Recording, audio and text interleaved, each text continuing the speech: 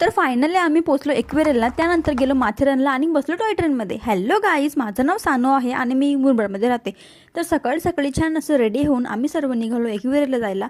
आणि रस्त्यात बाप्पाचं मंदिर दिसत तिथे आम्ही छान असं दर्शन घेतलं आणि इथे मम्मीसाठी घेतलं गजरा आणि या स्वीट काकूंकडनं आम्ही घेतलं तोरणं, जे मी पहिल्यांदाच खाल्ले. मला तर ओके ओके वाटले, पण माझ्या घरच्यांना खूपच आवडले.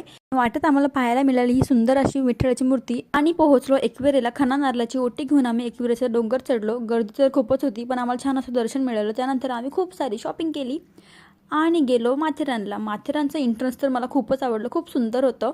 आणि त्यानंतर आम्ही टॉय ट्रेनमध्ये बसून माथेरानची सफर केली. तिथले रस्ते तर खूप सुंदरच होते, मला तर खूप आवडले.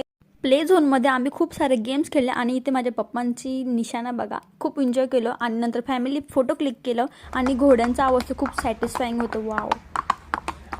आणि रात्री आम्ही छान असं डिनर केलं आणि गेलो घरी. फुल ब्लॉग आपल्या चॅनलवर आलेला आहे, पटापट जाऊन बघा.